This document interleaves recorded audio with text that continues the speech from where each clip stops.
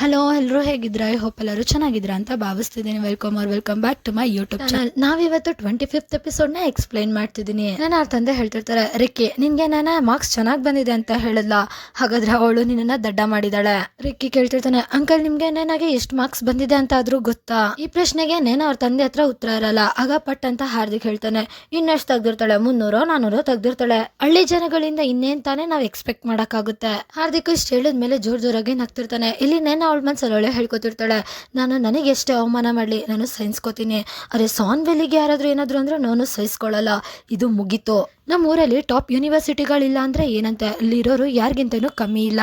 ಇಷ್ಟ ಹೇಳಿದ್ಮೇಲೆ ನೇನ ಜೋರಾಗಿ ಟೇಬಲ್ ಮೇಲೆ ಕೈ ಇಟ್ಟು ಎದ್ ನಿಂತ್ಕೋತಾಳೆ.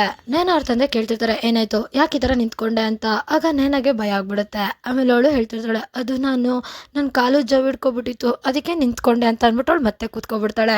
ಇದನ್ನ ನೋಡಿ ರಿಕ್ಕಿಗೆ ನಗು ಬಂದ್ಬಿಡುತ್ತೆ.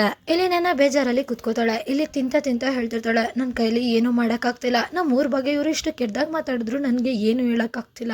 ಇಲ್ಲಿ ನೇನ ತಿಂತ ಮನ್ಸಲ್ಲೇ ಅಳ್ತಿರ್ತಾಳೆ. ಆಗ ನೇನ ಅವ್ರ ತಾಯಿ ಕೇಳ್ತಿರ್ತಾರೆ, ನೇನ ನೀನೇ ಹೇಳು ನಿನ್ಗೆ ಎಷ್ಟು ಮಾರ್ಕ್ಸ್ ಬಂದಿದೆ. ನಮ್ಗೆ ಜಿಯಾನ ತೋರಿಸ್ತಾರೆ. ಇಲ್ಲಿ ಜಿಯಾ ಬೇಡ ಅಂತ ತಲೆ ಅಲ್ಲಾಡ್ಸ್ತಿರ್ತಾಳೆ. ಆಗ ನೇನ ಕತ್ತೆತ್ಬಿಟ್ಟು, ನಿಜವಾಗ್ಲೂ ನಿಮ್ಗೆ ತಿಳ್ಕೊಳಕ್ಕೆ ಇಂಟ್ರೆಸ್ಟ್ ಇದೆಯಾ ನನ್ಗೆ ಎಷ್ಟು ಮಾರ್ಕ್ಸ್ ಬಂದಿತ್ತು ಅಂತ?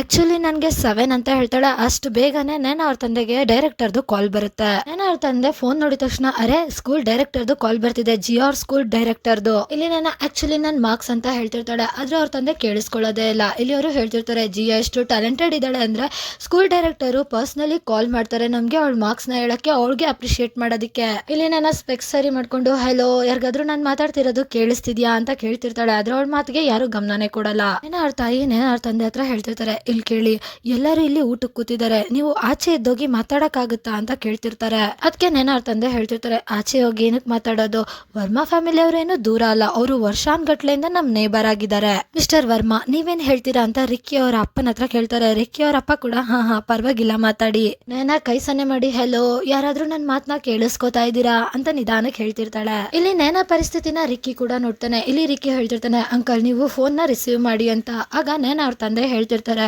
ಪಕ್ಕಾ ಡೈರೆಕ್ಟರ್ ಜಿಯಾಗೆ ಅಪ್ರಿಶಿಯೇಟ್ ಮಾಡೋದಕ್ಕೆ ಹೊಗಳೋದಕ್ಕೆ ಕಾಲ್ ಮಾಡ್ತಿರೋದು. ಒಂದ್ ಕೆಲಸ ಮಾಡ್ತೀನಿ, ಫೋನ್ ನ ಸ್ಪೀಕರ್ ಅಲ್ಲಿ ಇಟ್ಬಿಡ್ತೀನಿ, ಅವಾಗ ಎಲ್ಲರೂ ಕೇಳಿಸ್ಕೋಬಹುದು ಅಂದ್ಬಿಟ್ಟು ಫೋನ್ ನ ಸ್ಪೀಕರ್ ಇಟ್ಬಿಡ್ತಾರೆ.